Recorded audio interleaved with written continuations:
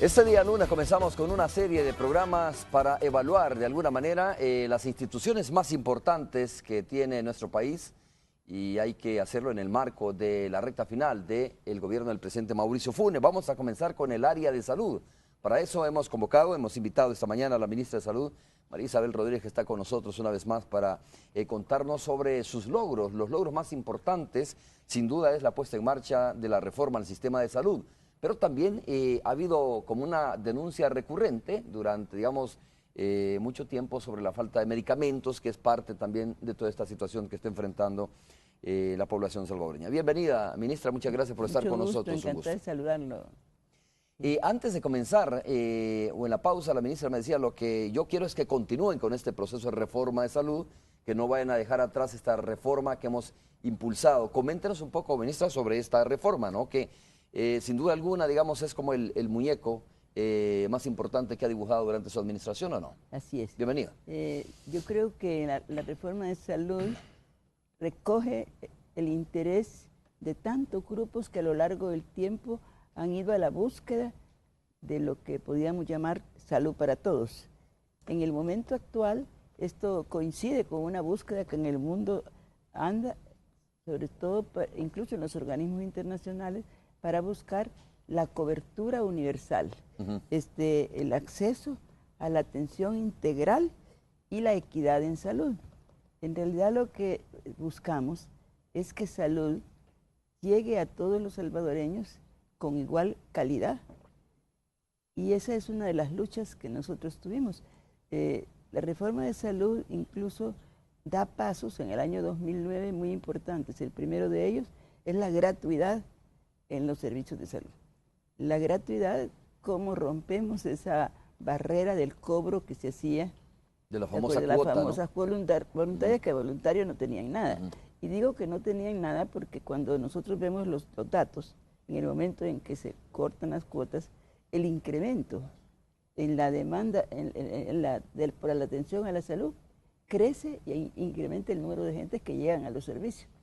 Otro dato muy importante en ese sentido es el que resulta de no cobrar por todo, ¿verdad? Pero uno de los más sensibles es el no cobro por la atención del parto. Nuestra mujer, en el momento del parto, con toda aquella desesperación de quién la va a atender, no podía en muchos casos conseguir $30. $30 en ciertos casos es el ingreso de una familia, ¿no? Aquellas familias que a veces ni llegan al $1 por día. Entonces, cuando nosotros vemos que la atención institucional del parto, la atención por hospital, se nos va para arriba en el momento en que se quitan los famosos $30 o $35, porque ese parto era atendido en cualquier lugar, en el domicilio. Por las parteras muchas veces se recuerda de esa figura. Claro, sí. Y yo tengo mucho respeto por las parteras porque juegan un papel muy importante, pero lógicamente las condiciones que la institución, el hospital puede ofrecer no se comparan pues con las demás. Entonces, ese ha sido uno de los grandes elementos que inician la búsqueda de una cobertura universal. Pero el segundo de ellos es la organización de los servicios de salud.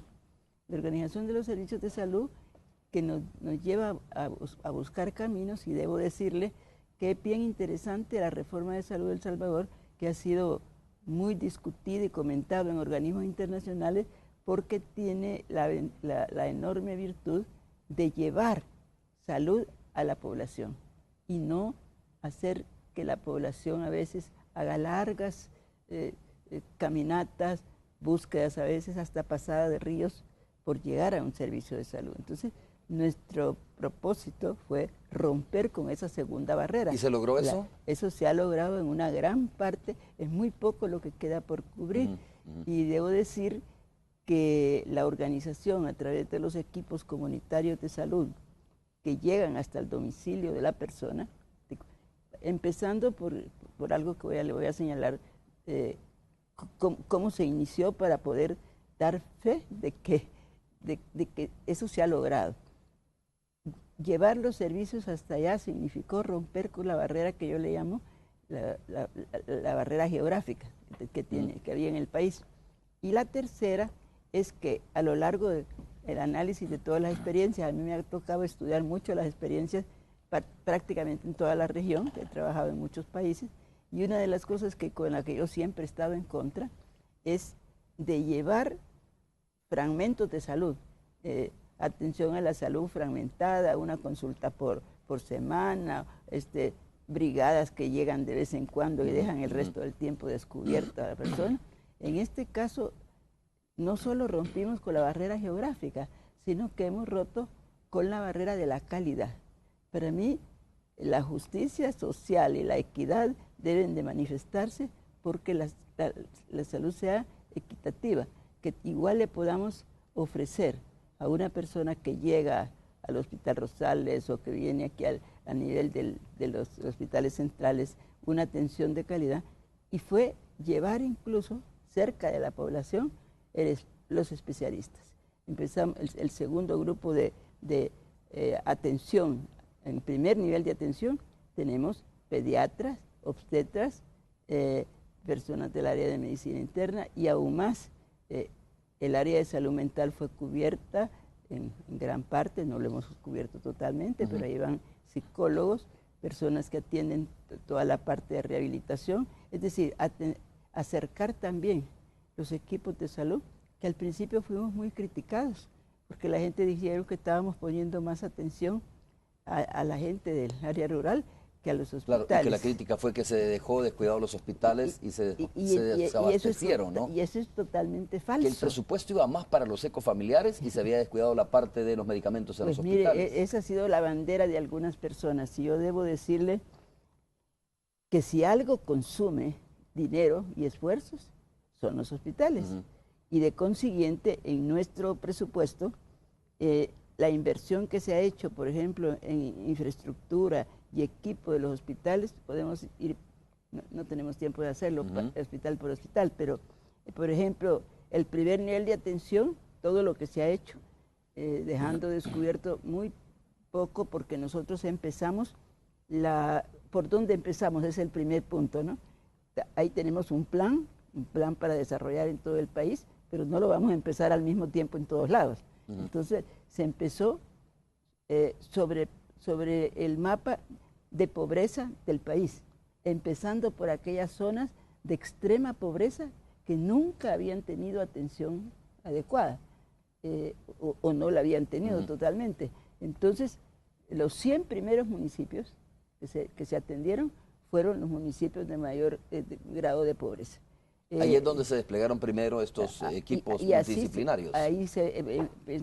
Y luego después empiezan con los de mediana pobreza, y ahora tal vez tenemos una deuda que todavía no hemos alcanzado a cubrir aquellos municipios que están cerca de los lugares más urbanos y que todavía quedan con algunos déficits en materia de cobertura. Ahora, yo le voy a decir, la inversión, por ejemplo, en infraestructura que se ha tenido durante el periodo, que es como de unos 300, un poquito más de 300 millones, 306 millones por ahí, ha tenido una inversión de 81 millones, un poquito más de eso, 81 millones en el primer nivel de atención, pero en hospitales ha tenido una inversión de 224 millones. Quiere decir que de ninguna manera hemos estado descuidando la parte hospitalaria. Usted sabe que en los hospitales ocurrió una cosa. Lo primero que se hizo, incluso eso quisiéramos que las personas que hacen críticas mal informados, uno puede decir o malintencionados o mal informados. Por ejemplo, creo que fue el domingo que vi el programa de Mena Lagos, persona que respeto mucho, pero tenía su invitado, un parlamentario, que habló negativamente de lo que se ha hecho en salud, con desconocimiento absoluto de lo que ha ocurrido en salud. Y ahí entra algo que usted señalaba. Una queja ha sido la queja por medicamentos. Por los medicamentos. Sí. Y ese es un punto muy importante a considerar, porque resulta que medicamentos es un elemento muy sensible. Usted sabe que la gente no ha entendido que la prevención es tan importante o más importante a veces que la curación. Entonces, la gente sale más satisfecha si usted le dio una pastillita y más aún si le dio una inyección, que si le dio una orientación, un consejo, pero eso no es lo importante. Lo importante es que nosotros encontramos los hospitales y los centros de salud también muy abandonados. Se hizo un diagnóstico que nos ayudó precisamente a AID a hacer un diagnóstico completo de todos los hospitales del país para ver en dónde estaban las fallas principales. Equipo obsoleto, incluso hasta las máquinas, hasta las lavadoras están. Usted sabe que hubo quejas muy grandes al principio. ¿Y qué se hizo? Empezar precisamente por aquellos elementos más críticos. Pero en cuanto a medicamentos, por primera vez el Ministerio de Salud tiene un sistema de abastecimiento de medicamentos que nos hace ver exactamente cuál es el cuadro de abastecimientos. Y semanalmente, alrededor del día miércoles, nosotros tenemos un informe claro de qué puede estar faltando. Digamos que tiene una radiografía más o menos, ¿no? Para poner un término médico. Cuando llegamos a duras penas, doctora, a duras penas llegaba al 50% el abastecimiento de medicamentos. Y eso lo conocimos a través de un estudio que se hizo en la Universidad de El Salvador. Desde ahí se hizo ese estudio que dio datos entre el 40 y el 50%. ¿A cuánto hemos llegado nosotros como promedio? Al 82% en todos los hospitales. Hay hospitales que incluso tienen el 92%. Más, nuestra búsqueda es cada vez, incluso yo espero que este próximo periodo se suba todavía más. ¿Qué significa esto? ¿Y por qué pueden haber en un determinado momento fallas? El cuadro básico de medicamentos da una cierta lista de medicamentos. Muchas veces el médico receta medicamentos que no están en el cuadro básico, pero que tienen su equivalente. Y, sin embargo, le dice a la persona, le da una receta que la persona dice, no, esto no hay. Nosotros hemos tenido que luchar mucho con varios aspectos en medicamentos. Un poco de boicot a veces, porque en ocasiones hay y se dice a la persona no hay. La gente, ¿con una intencionalidad? ¿Con qué intencionalidad? Con intencionalidad de crear una imagen negativa. Yo quisiera que la gente se acercara y viera el enorme esfuerzo y la inversión que se ha hecho para regularizar los medicamentos. No es fácil. Ahí a veces está el problema de las adquisiciones, las licitaciones, la oportunidad del medicamento, que a veces puede faltar, sí puede faltar. Y a veces un medicamento que falta ya crea una imagen de desabastecimiento. Quisiera realmente señalarle que si nosotros vemos cuál es el cuadro, incluso hasta en el último centro de salud, en el último hospital, porque tenemos el informe diario, lo podemos tener de lo que está ocurriendo, usted vería del enorme esfuerzo que se ha hecho y ojalá pudiéramos subir al 90% claro. o más, ¿verdad? No Doctora, es fácil en ninguna parte del mundo hablemos alcanzar. de números, de cifras, no sé si las específicamente, yo tengo pero bueno, cifras, sí. Solo para que la gente tenga una idea, porque en determinados momentos durante estos 5 años de la administración, se vio imágenes como, por ejemplo, algunos pacientes en los pasillos, o se vio personas denunciando la falta de medicamentos, que usted ya explicaba, que viene en aumento, digamos, la cantidad de medicamentos que hay en los hospitales. Sí. Pero hablando de cifras concretas, ¿a cuánto ha sido o a cuánto asciende la inversión pública en la red hospitalaria o en el sector salud, comparado con otras administraciones? De igual manera, ¿de dónde a dónde hemos pasado en cuanto a inversión en el cuadro de medicamentos de nuestro país? Mire, yo debo decirle que en todo sentido, cuando usted dice... a veces en los pisos. Indudablemente los hospitales tenían un déficit incluso de camas, un déficit importante que se agudizó con los terremotos, sobre todo el terremoto del 2001, y usted puede ver aquí, vamos a ver si se puede ver el número de camas en los hospitales fue descendiendo a forma tal que cuando nosotros llegamos estaba en este punto, 0.7 por 1000 habitantes, Este es nuestro resultado, ¿no? ¿Cómo se incrementa el número de camas? Eso es muy importante, que pues eso puede determinar el que en un determinado momento la gente pueda estar en el piso. Ahora bien, en materia de medicamentos, vamos a mostrarle lo importante que ha sido el cuadro de medicamentos en el país, porque es increíble el que la gente no se dé cuenta de lo que ha significado inversión. Y en cuanto a medicamentos se refiere. Si quiere hacemos la pausa, voy a hacer la pausa comercial, doctora. Perfecto. Para que podamos encontrar, digamos, de alguna manera tenga la oportunidad de mostrarnos y esa además inversión. la inversión que se ha hecho en el campo del primer nivel y del tercer nivel. Pausa comercial, regresamos en breve.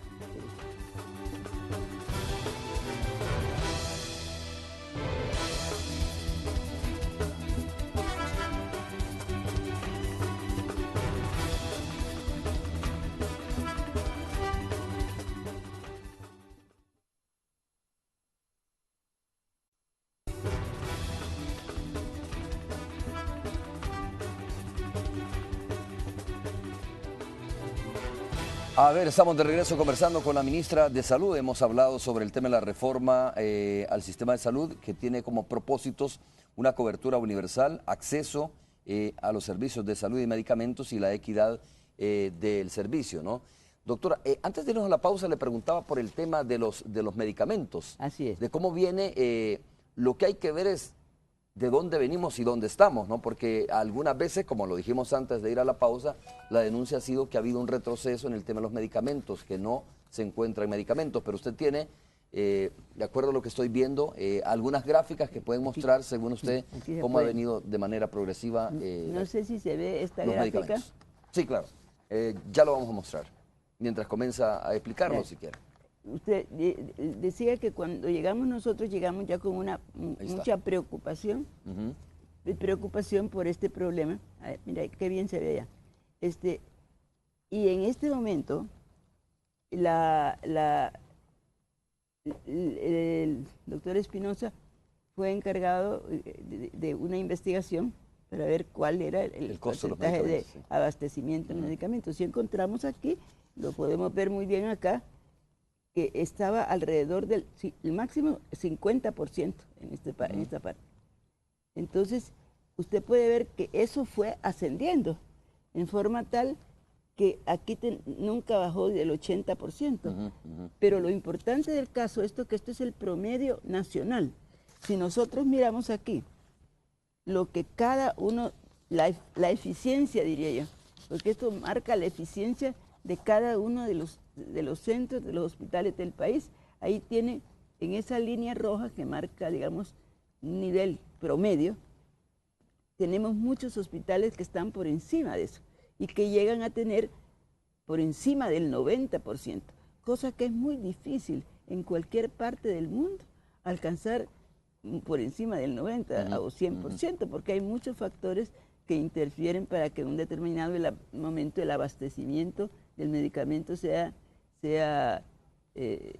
diferente. Entonces, en muchas ocasiones el medicamento no llegó a tiempo, el pedido no nos suplió, el pedido no llegó cuando se esperaba. Esos son pequeños detalles. Eso es suplido por una eficiente administración, porque nosotros hemos establecido que el sistema de salud debe trabajar en red, en forma tal que si en un determinado momento, en un hospital, en un centro de salud, hace falta un medicamento, debe haber la obligatoriedad del hospital que tenga el medicamento de proporcionárselo. En este periodo nosotros hemos tenido aportes muy interesantes y colaboración importante del Seguro Social. El Seguro Social incluso trabaja con nosotros bastante de la mano y en un determinado momento ellos nos proporcionan un medicamento que haga falta. ¿Hay algún convenio para eso?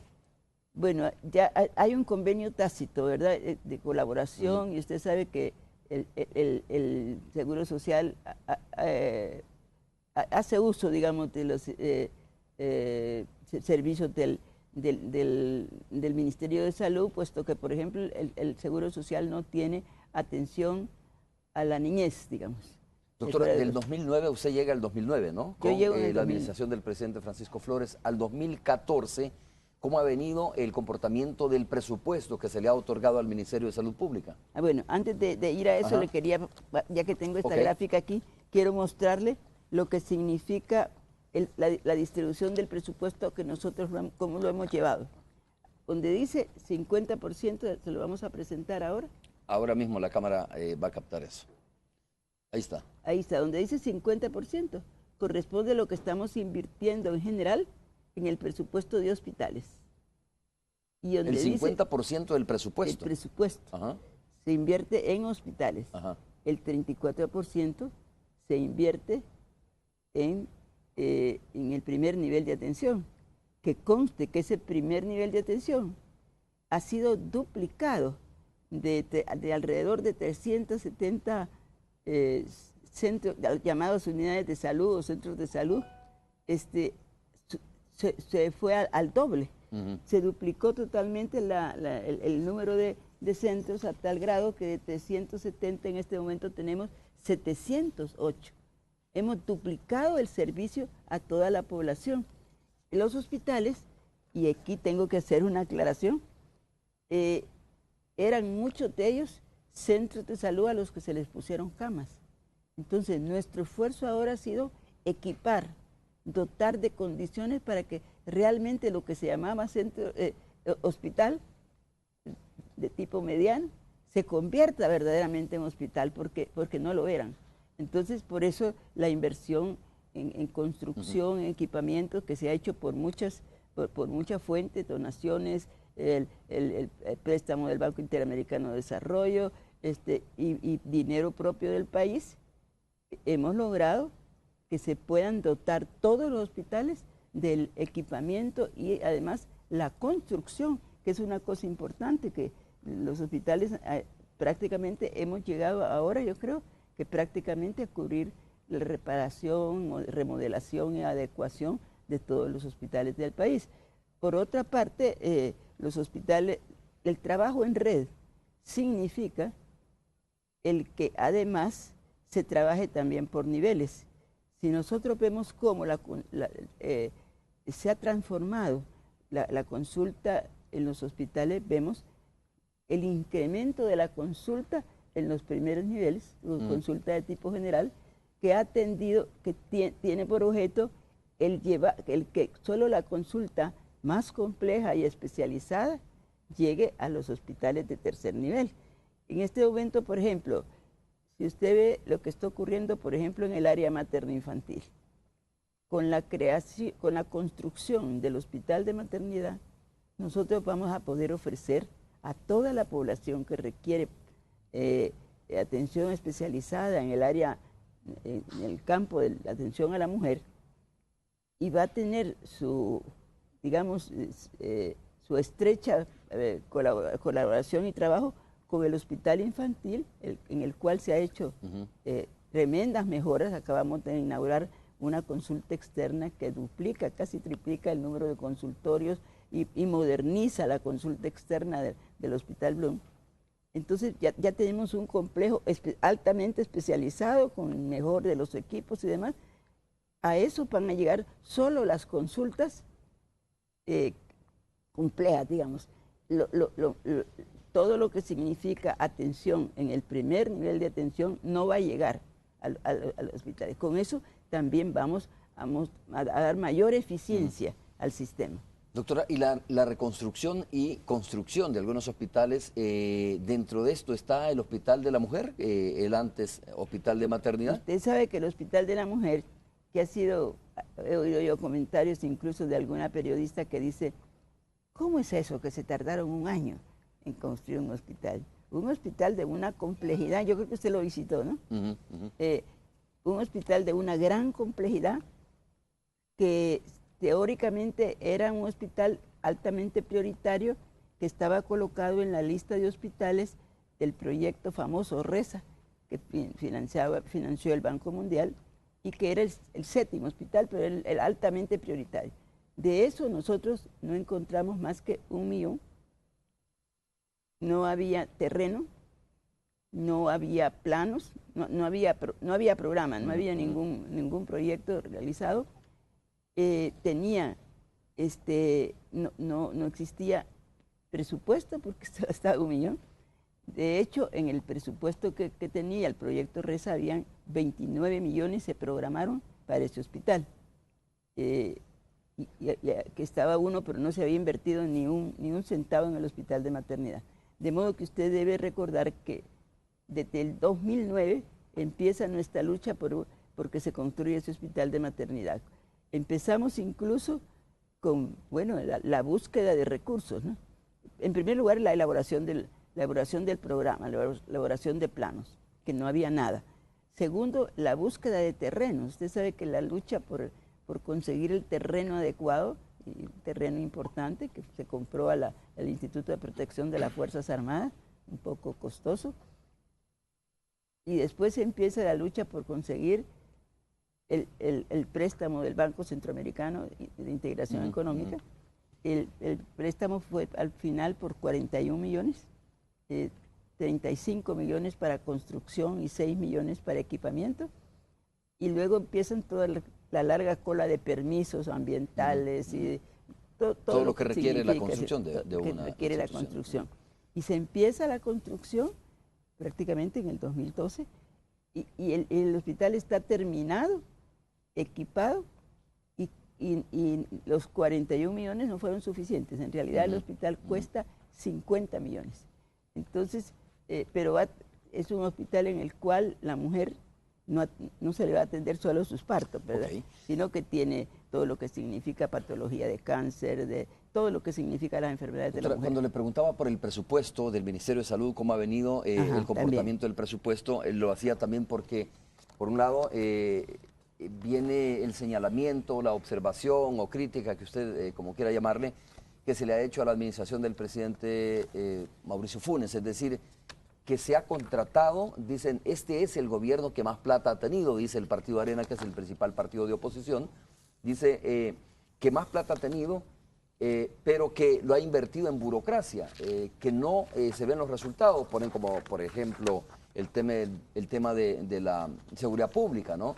Y de repente salía colateralmente el tema de salud, es decir, que salud ha tenido cada vez más presupuesto, pero se ha contratado burocracia, dicen ellos, cuando se contrata médicos, cuando se contrata, por ejemplo, educadores, que según ellos no está teniendo el efecto que debería tener la contratación de estos profesionales.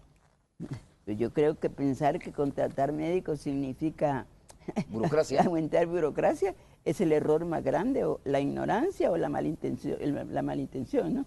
Indudablemente el presidente de la República, que debo reconocer que le dio una alta prioridad a salud, en el contexto de una crisis económica que no pudo responder, o que no podía responder, digamos, a lo que significa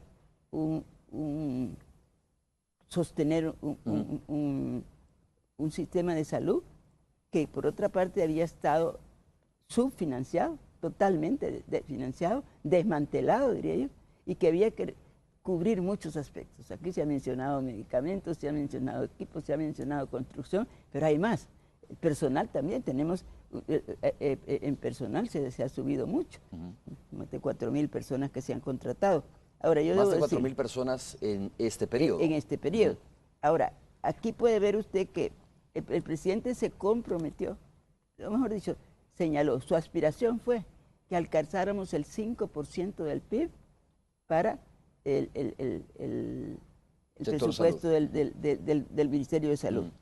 Lastimosamente hemos subido, pero no alcanzamos, era demasiado pedir en un país con los recursos económicos difíciles, y es algo que yo creo que para el próximo periodo debe verse. Se debe incrementar el presupuesto de salud, no hay duda, y hacer los esfuerzos para que las prioridades permitan la prioridad de salud Sí. se logre. ¿Hasta Por cuánto ejemplo, se llegó entonces? se ¿No es el llegó al 5%? 2.6%. 2.6%. Sí, pero encontramos con un 1.8%. Cuando en el 2008 estuvimos aquí. Ahora, el sistema público, digamos, que incluye seguro social, bienestar magisterial y todo lo que es el sistema público, tiene un presupuesto de 4.6, cerca del 5 que el presidente pedía, pero el presidente pedía 5 para el Ministerio de Salud. Pero usted ve que ha sido un incremento bastante importante. Ahora, yo le puedo presentar esto en números. En números, nosotros hemos subido casi una cantidad muy importante en números absolutos, en un país en el que no fue muy bonancible, digamos, el periodo. Sin embargo, la lucha por el presupuesto en el mundo, por el presupuesto de salud, llega a tal grado que yo les refería el otro día unos estudios de los economistas, digamos, economistas del tercer mundo. En África, por ejemplo, la propuesta que ellos hacen es de que en países, digamos, en desarrollo, decimos eufemísticamente, en países subdesarrollados, debiera ese pastel del presupuesto estar dividido para lograr condiciones de la población que puedan ir al desarrollo en 3 partes. Un tercio debía de ser para educación, un tercio para salud y el resto para todo lo demás. Es tan grueso la necesidad. Sin embargo, fíjese que en el año 2007, vamos a poner, 2008 vamos a decir, estaba el presupuesto del Ministerio de Salud en 320 millones. Era el presupuesto del 2008, sí, 320. El presupuesto del 2008. Nosotros hicimos un incremento del presupuesto que subió un poco en el 2009, pero a partir de ahí tenemos 384 en el 2010, 488 en el 2011, 483 en el 2012 y 555, llegó casi a 600 con otro fondo, en el 2013. No era nuestra propuesta fue más allá. Pero o sea, la aspiración era el que esfuerzo, el porcentaje fuera mayor, pero al final no fue posible. Mayor. Pero, lógicamente, sí tenemos. ¿Y cuál es el promedio respecto al PIB a nivel latinoamericano? Doctora, ¿se tiene ese dato más o menos? Sí, nosotros andamos, dice, más o menos en el 2 punto y algo, ¿no? Nosotros, sí. Lo ideal sería el 6% para los países como los nuestros y con los recursos económicos que tenemos. Sería el 6%. Y nosotros estamos en el 2.8, estamos bastante abajo. Claro. Y la recomendación en los últimos años para nuestros países, y algunos lo han logrado, es de 2 dígitos, de que por lo menos debíamos de llegar al 11, pero nosotros nos conformaríamos con hacer esfuerzos porque todos los aspectos que comprende la reforma pueden llegar al 6% del PIB, estaríamos... hay un desajuste, lógicamente, ¿no? En lo que significa el costo por habitante. Por ejemplo, si nosotros analizamos aquí en el país, el costo por cápita, digamos, de nuestro, es muy bajo en el caso del Ministerio de Salud. Es una cosa interesante. Fíjese que en el año 2013 el cálculo que se hizo es que el Ministerio de Salud tiene $135 por habitante. Sin embargo... Para atenderlo. Para atenderlo. El Seguro Social tiene 248. El Sanidad Militar, 268, anda cerca de nosotros. Pero el Instituto Salvadoreño de Bienestar Magisterial tiene 509. 509, mire que tenemos las curvas nosotros, en donde vemos... ¿Es el que más recursos tiene? ¿Es el que más recursos tiene para atender? El que más gasta por habitante, aun cuando tenga menos habitantes.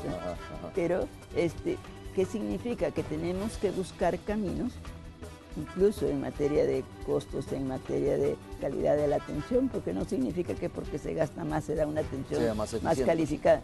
Entonces, nuestro esfuerzo más grande ha sido cómo lograr, con un presupuesto relativamente limitado como el que tenemos, que haya un rendimiento mayor. Y eso le digo que lo hemos logrado en gran parte porque ha habido una entrega tan comprometida, particularmente de aquel personal del primer nivel de atención, aquel personal de los promotores de salud que luchan y que van a los domicilios, y todo ese personal que realmente se ha entregado a mejorar las condiciones de salud de la población. Vamos a hacer de nuevo una pausa comercial. Estamos conversando esta mañana con la ministra de Salud de nuestro país.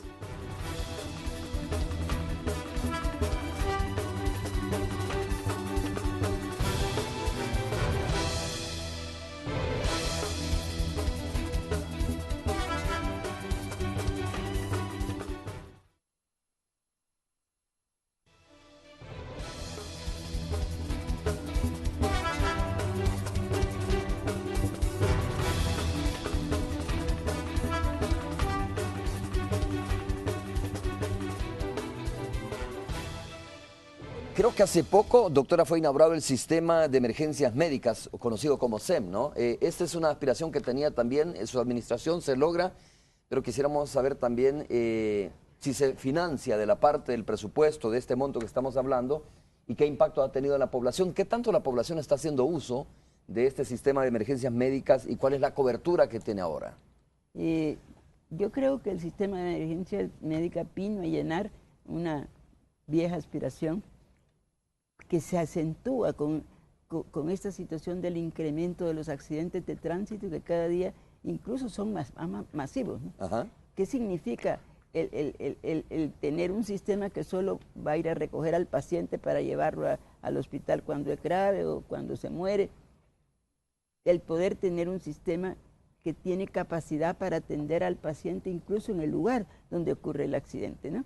Y poder derivar personal de médicos y demás que atienden al paciente en el lugar donde el accidente pasa.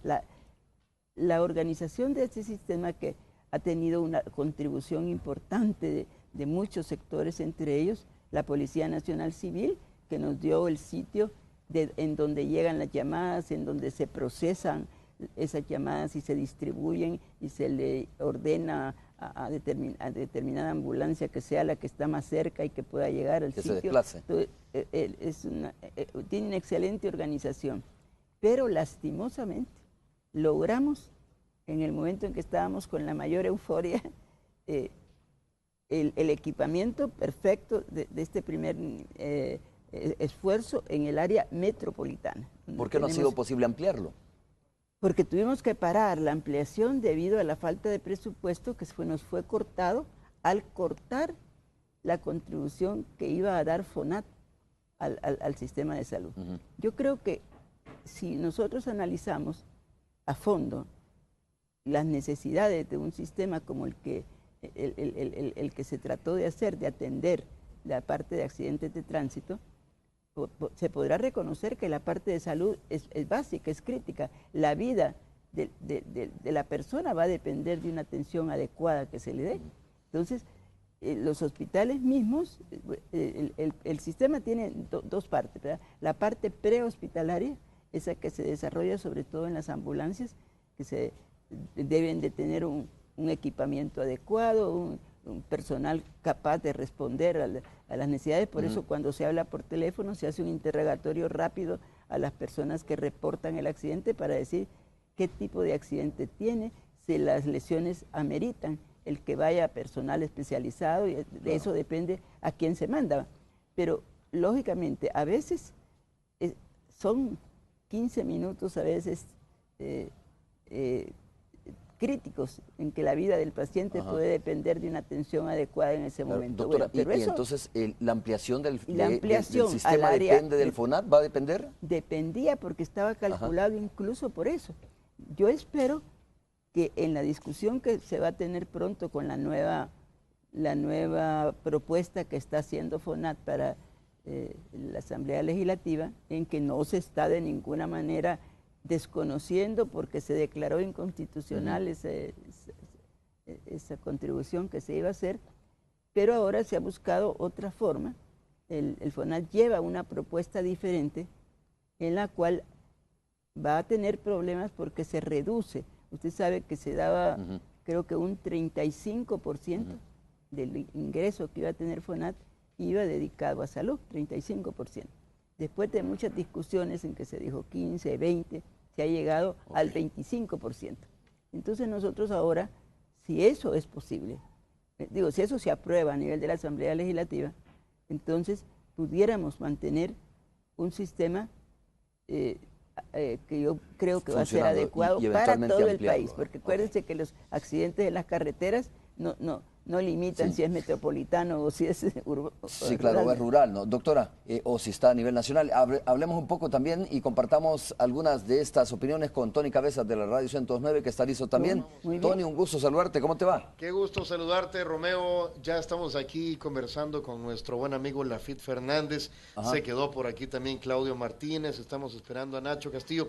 Y qué gusto saludar a la ministra María Isabel Rodríguez a través de esta frecuencia y este contacto con Radio 102.9. Qué bueno, entonces... Igualmente, yo quisiera saludarlo y recordar otros tiempos en que nos saludábamos más frecuentemente. Sí, bueno, creo que está pactada una entrevista con usted, su equipo de comunicaciones lo sabrá, para el día sábado por la mañana aquí en Radio 102.9 estaremos saludándonos en persona, si Dios así lo permite. Doctora, pues ya en la última semana de la administración, yo quisiera saber... Pues después de una intensa labor como ministra de Salud, va a quedar con mucho tiempo libre para volver a su biblioteca, a sus libros. Pues fíjese que tiempo libre no hay, nunca. Yo creo que el que tiene, bueno, el tiempo libre puede ser incluso utilizado para asuntos personales, pero yo pienso que tengo una deuda conmigo misma.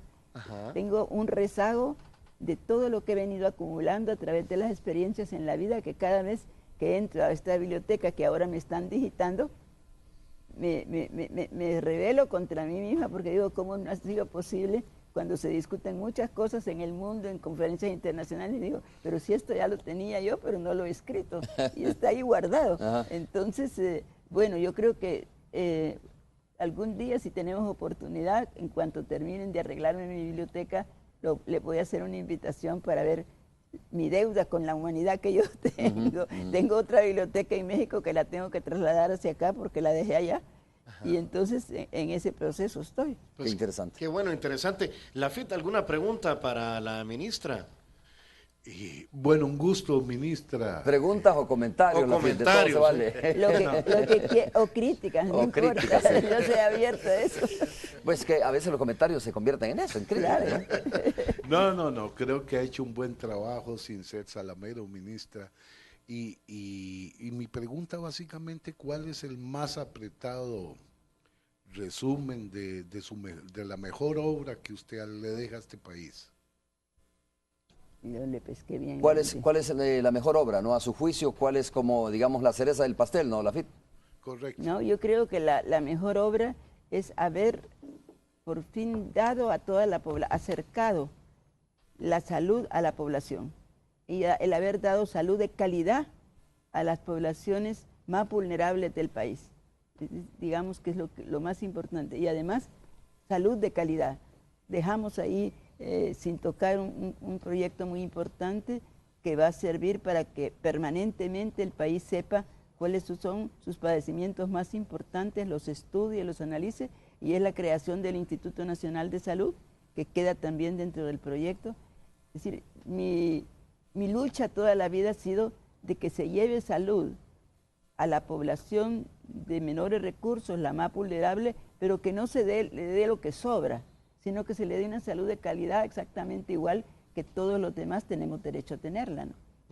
Ministra, Violeta Mengíbar, su actual viceministra ahí en Salud, pues va a tomar las riendas de esta cartera de Estado. ¿Qué es lo que usted le está diciendo a Violeta Mengíbar? Violeta, por favor, esto, cuídalo, no lo vayas a cambiar o mejorarlo. Tiene que ver con estos médicos, con esta cercanía de los médicos a la población, o sí, hay algún tiene otro que ver proyecto? con esto, pero también con la necesidad que tenemos de que médicos, enfermeras, ingenieros, trabajadores de salud, del área de salud mental, que es otra área que ha sido un nuevo proyecto para todo el país. Por fin tenemos salud mental en todas las, en muchos de los hospitales. No logramos ponerlo en todo, pero tenemos varias unidades, por lo menos 9 unidades ya de salud mental distribuidas por todo el país, porque hemos tenido un país, como son muchos, de que creen que solo la salud física es importante, y los problemas de salud mental son de todos los días para todos. Y la gente que consulta por un problema de salud mental creen que ya está loquito y que hay que llevarlo al psiquiátrico. Nuestra lucha ha sido descentralizar el psiquiátrico, llevarlo a las unidades de salud, porque el problema de salud mental es tan más importante que el problema de salud física. Entonces, yo le diría a los nuevos titulares de salud, pero a la población total de trabajadores de salud, defiendan la reforma, protéjanla, fortalezcanla, y al gobierno también. Ok. Qué bueno, doctora, y lo que dice la doctora, la aspiración es que cada vez el porcentaje o parte del presupuesto o se incremente el presupuesto. Y que se incremente el presupuesto salud, es una necesidad, eso es cierto. Tony, muchas gracias. La FIP también, un saludo para ti, saludos a Nacho cuando llegue por ahí también. Bueno, aquí lo estamos esperando. ¿No ha llegado Nacho todavía? Un saludo, todavía no. Doctora, muchísima suerte, ojalá pues como usted dice no será tiempo libre, sino que será tiempo bien aprovechado para volver a sus libros, a su biblioteca, a la investigación, y un saludo para usted, con mucho Muchas gracias, respeto. igualmente. Hasta luego. Gracias. Muchas gracias. Bueno, doctora, también tengo que despedirme, ya no tenemos Se tiempo acabó para el seguir tiempo, conversando. bueno, Qué pero poco, muchas ¿verdad? gracias por el espacio y por la oportunidad que hemos tenido. Un abrazo y suerte, por supuesto. Esta es su última semana de labores, ¿verdad? Así, casi. Pero vamos a seguirle siempre la pista a la doctora María Isabel Rodríguez, que es una Estaré a la personalidad muy importante en disposición. nuestro país. Saludos. Pausa, regresamos.